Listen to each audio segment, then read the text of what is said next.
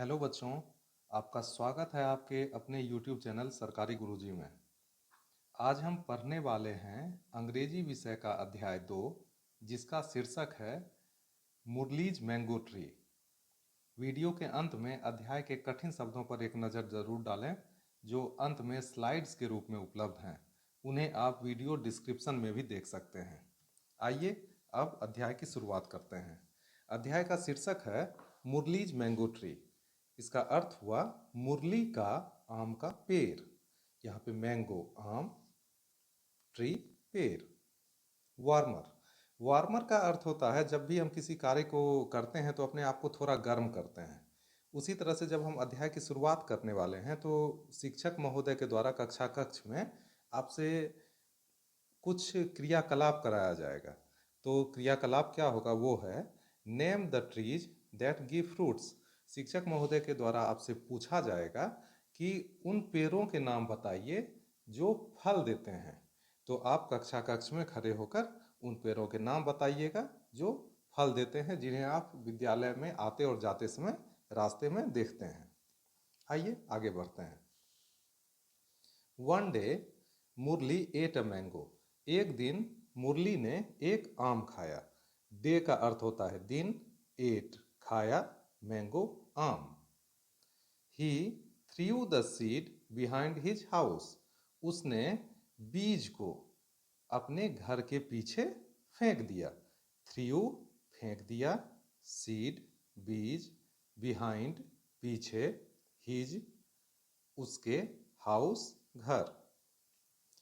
Many months later, he saw a plant. बहुत महीनों के बाद उसने एक पौधा देखा। Many का अर्थ होता है अनेक या बहुत। Months महीने, later बाद, he वह, saw देखा, plant पौधा। He watered the plant every day. वो हर एक दिन पौधे में पानी देने लगा। वाटर्ड का अर्थ होता है पानी देना और एवरी डे का अर्थ होता है हर दिन।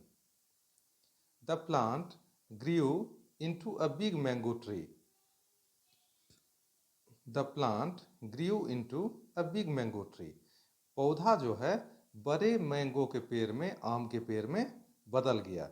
ग्रीव का अर्थ होता है बढ़ना, बिग का अर्थ होता है बड़ा, मैंगो का आम, ट्री पेड़। Every summer many mangoes grow on it. हर एक गर्मी के मौसम में अनेक मैंगो उस पे उगने लगे। तो एवरी हर एक, समर गर्मी, मेनी अनेक, ग्रियो उगना।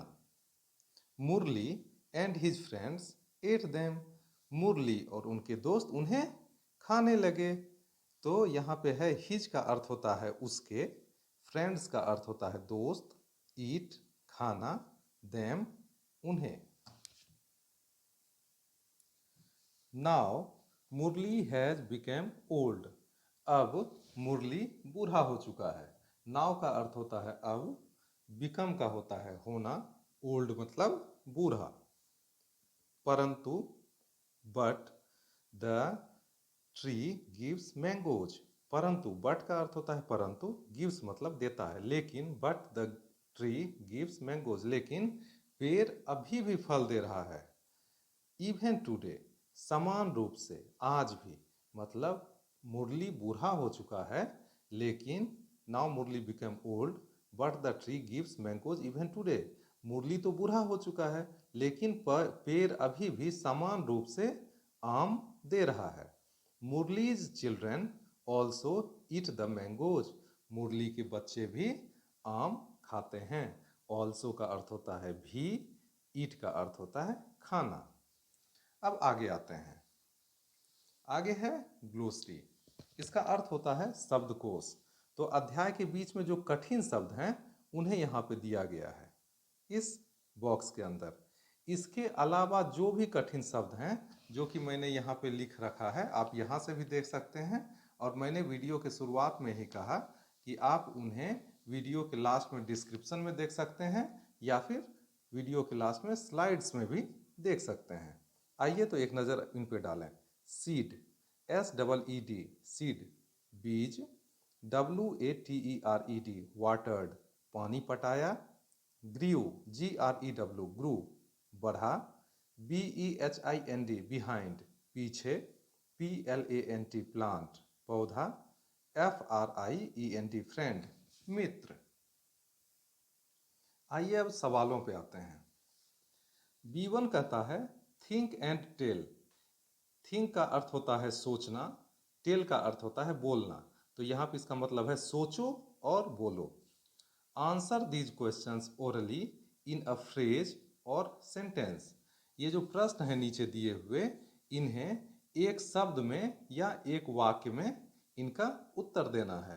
तो आंसर का अर्थ है उत्तर, दीज इन, क्वेश्चंस प्रश्न, ओरली मौखिक, फ्रेज शब्द, सेंटेंस वाक्य। फ्रेज का अर्थ होता है शब्दों में व्यक्त करना, एक शब्द में आपको आंसर देना है। आते हैं क्वेश्चन नंबर 1 पे। व्हिच फ्रूट डिड मुरली ईट? तो इसका जवाब आप दे सकते हैं मैंगो। मुरली कौन सा आम खाता था? व्हिच फ्रूट डिड मुरली ईट? मुरली कौन सा फल खाता था? तो आपको उत्तर देना है मैंगो। या अगर आप एक लाइन में इसका उत्तर देना चाहते हैं तो होगा मुरली एट मैंगोज। मुरली आम खाता था। Question number 2, when did Murali water the plant? तो इसका उत्तर होगा Murali watered plant every day. When did Murali water the plant? Murali पौधे में पानी कब देता था? तो इसका उत्तर होगा Murali watered plant every day. मुरली हर रोज पौधे में पानी देता था। आइए आगे बढ़ते हैं। अब है थिंक एंड राइट। इसका अर्थ हुआ सोचो और लिखो। Answer the following questions. निम्नलिखित प्रश्नों के उत्तर दो। पहला सवाल है name some trees which you find near your school. अब इसका जो अर्थ है वो हुआ कि कुछ पेड़ों के नाम बताइए जो कि आप अपने विद्यालय के समीप जिनको देखते हैं या पाते हैं। तो अगर आप विद्यालय जाते आते हैं तो अपने विद्यालय जाने और आने के क्रम में मैंगो ट्री आम का पेड़, बनाना ट्री केले का पेड़, पीपल ट्री पीपल का पेड़ और गुआवा ट्री अमरूद का पेड़, ये 4 पेड़ तो जरूर ही देखते होंगे। ये चारों बहुतायत में हमारे आसपास उपलब्ध होते हैं। क्वेश्चन नंबर 2 में आते हैं। In which season does the mango fruit grow? इसका अर्थ है मैंगो का जो ये फल होता है वो किस मौसम में फलता है, पेड़ों पर उगता है? तो इसका उत्तर होगा mango fruit grows in summer season. Mango का फल जो है, आम का फल जो है वो गर्मी के मौसम में होता है या पेड़ों पर उगता है। आइए अगले प्रश्न पर बढ़ते हैं। तीसरा प्रश्न है D1। D1 का अर्थ है match the pictures of the fruits with their names. मतलब यहाँ पे फल दिए गए हैं और इन्हें बगल में जो नाम है इससे मिलाना है। तो जैसा कि आप देख रहे हैं चित्र 1 है मैंगो, 2 है बनाना और तीसरा है पपाया मतलब पपीता। तो यहाँ पे पपाया का अर्थ होता है पपीता, मैंगो आम और बनाना का अर्थ होता है केला। तो इसको कुछ इस तरह से मिलाना है। जैसे मैंगो, तो मैंगो का यहाँ से लाइन खींचिएगा यहाँ तक, उसके बाद पपाया ये है बनाना, बनाना का यहाँ से यहाँ तक और उसके बाद पपाया, पपाया का यहाँ से यहाँ तक। आइए अगले चित्र की ओर बढ़ते हैं। यहाँ पे 2 और चित्र हैं। पहला है गुआवा। गुआवा का अर्थ होता है अमरूद और दूसरा है जैक फ्रूट। जैक फ्रूट का अर्थ होता है कटहल। तो जैसा कि हम लोग चित्र में देख रहे हैं तो यहाँ पे जैक फ्रूट का जो चित्र है इसको यहाँ से इस तरह से मिलाएंगे और गुआवा का जो चित्र है इसको यहाँ से इस तरह से मिला देंगे। तो इस तरह से मेरा जो है ये वाला सवाल पूरा हुआ। आइए अब अगले सवाल की ओर बढ़ते हैं। E1 कहता है let's read, speak and right, मतलब आइए हम लोग पढ़ें, बोलें और लिखें। तो ये सवाल कहता है कि हम लोगों को क्या करना है, पढ़ना है, बोलना है और लिखना है। वर्क इन पेयर्स एंड से द फॉलोइंग, इसमें है कि दो के समूह में हमें काम करना है, मतलब कम से कम दो विद्यार्थी एक साथ रहेंगे तभी यह काम हो पाएगा। तो यहाँ पे पेयर्स का अर्थ होता है दो का समूह, से का अर्थ होता है कहना और वर्क का अर्थ होता है काम। अब देखिए, अब इसमें देखते हैं इसमें करना क्या है। अब इसमें इसको पढ़ना है। यहाँ पे देख रहे हैं आप जैसे कि दो बच्चे हैं और बीच में एक पेड़ है, एक लड़का है, एक लड़की है। अब इन दोनों में आपस में बातचीत हो रही है, इसी बातचीत को हम लोगों को दोहराना है। आइए देखते हैं। Is this a coconut tree? आप लोग देख के बताइए, क्या ये कोकोनट का ट्री है? कोकोनट का अर्थ होता है नारियल। नारियल का पेड़ तो आप लोगों ने देखा ही होगा। नारियल का पेड़ लंबा सा होता है, तो ये कोकोनट का ट्री या पेड़ नहीं है। तो यहाँ पे देखिए लिखा हुआ है नो इट्स नॉट, नहीं यह नहीं है। Is this a coconut tree? क्या यह नारियल का पेड़ है? नो इट्स नॉट, नहीं यह नहीं है। Is this a mango tree? क्या यह आम का पेड़ है? यस इट इज, मतलब हाँ यह है। Is this a mango tree? क्या यह आम का पेड़ है? यस इट इज, हाँ यह आम का पेड़ है। आइए अगले सवाल की ओर बढ़ते हैं। Ask the answer, ask and answer the following questions by saying yes it is, yes it is और नो इट्स नॉट।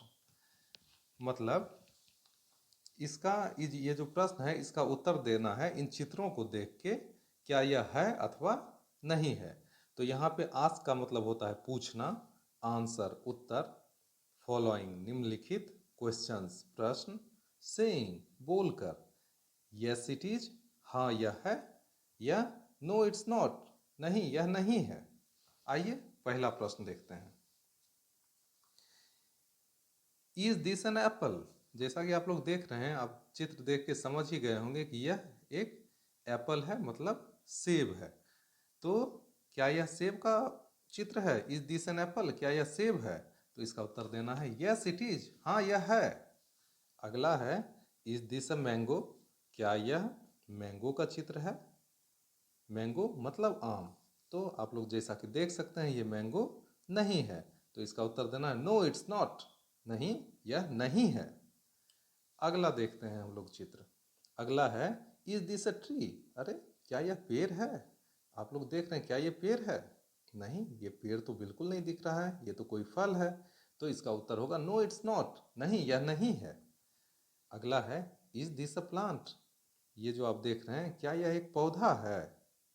देखिए तो ध्यान से, नहीं यह तो आम है, ये पौधा नहीं है। तो इसका भी उत्तर होगा नो इट्स नॉट, नहीं यह नहीं है। अगला इज दिस अ फ्रूट? क्या यह एक फल है? तो आप जैसा कि देख रहे हैं कि इसको बोलते हैं इंग्लिश में ग्रेप्स। ग्रेप्स का मतलब होता है अंगूर, तो अंगूर एक फल है। तो इसका उत्तर होगा यस इट इज, हाँ यह फल है। अगला सवाल जो है इसमें कहा गया है रीड अलाउड, मतलब जोर से बोलना है। इन शब्दों को, जो भी यहाँ पे बॉक्स में है, इन शब्दों को जोर से बोलना है।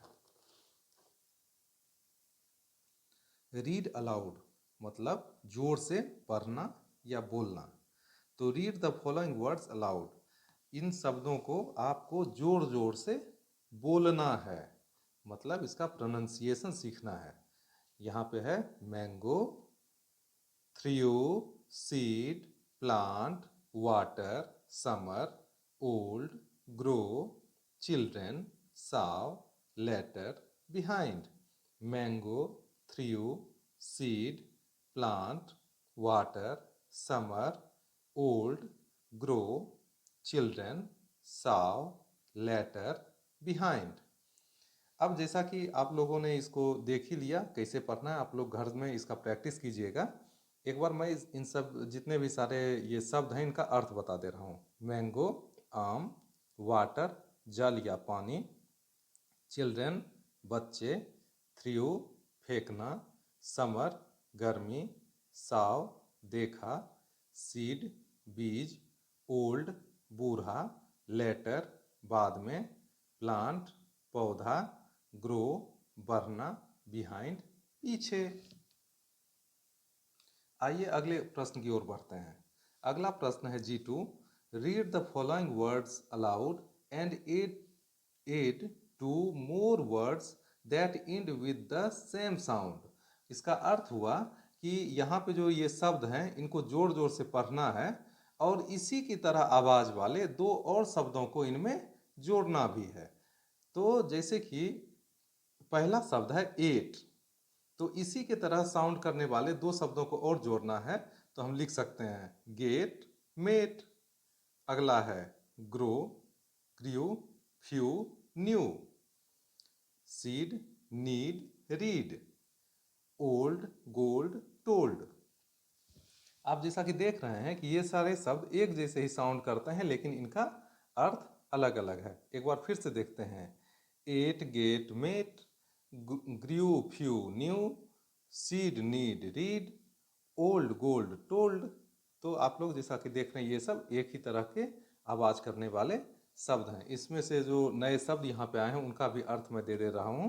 गेट का अर्थ होता है दरवाजा, मेट का अर्थ होता है दोस्त, फ्यू कुछ, न्यू नया, नीड जरूरत, रीड पढ़ना, गोल्ड सोना। सोना मतलब नींद से सोना नहीं, सोना धातु जो कि काफ़ी महंगा होता है, जो कि आप बाजार से खरीदते हैं, आपकी मम्मी पापा खरीदते होंगे ना, जेवर जिसका बनता है वो सोना। टोल्ड बोला था। अब अगले सवाल की ओर बढ़ते हैं। अगला सवाल है कलेक्ट एंड पेस्ट, मतलब जमा कीजिए और चिपकाइए। तो इस क्वेश्चन में कहा गया है कि collect leaves of a few different trees and paste them here, मतलब कि आपको अपने आसपास के कुछ पेड़ के पत्ते को जमा करना है और उन्हें इस खांचे में चिपकाना है। तो मैंने आपके लिए एक दो पत्ते को ला रखा है। इसमें से देखिए, ये जो है पहला पत्ता, अगर आप इसको देखेंगे तो इसको इस तरह से रखेंगे यहाँ पे, और जब आप ध्यान से देखेंगे तो ये है मैंगो ट्री का लीफ। किस चीज़ का लीफ है? मैंगो ट्री का। तो यहाँ पे इस लीफ को चिपका देना है और लिखना है मैंगो ट्री। उसके बाद अगला जो लीफ होगा वो ये है, इसको ध्यान से देखिए, ये है लीची का। लीची आप लोग सबों ने खाया होगा, तो इसको भी इस तरह से चिपका देना है यहाँ पे, और यहाँ पे लिखना है लीची। और अगला जो है ये सबसे मज़ेदार है, इस पत्ते को आप लोगों को पहचानना होगा। क्या आप पहचानते हैं इसको? ये है कटहल के पेड़ का पौधा। कटहल के पेड़ का पौधा नहीं, पत्ता, जो कि चैप्टर में एक जगह इसका जिक्र आया भी है। तो इसको चिपका देना है और इसको फिर से लिख देना है इसका नाम। तो इसी के साथ ये अध्याय, आज का अध्याय खत्म हुआ। अगले बार हम फिर से अगले चैप्टर की ओर बढ़ते हैं। तो आप लोगों का बहुत बहुत धन्यवाद। ध्यान से पढ़िए और डिस्क्रिप्शन में जो कठिन वर्ड हैं उसको ज़रूर अपने कॉपी में लिख लीजिए। बहुत बहुत धन्यवाद।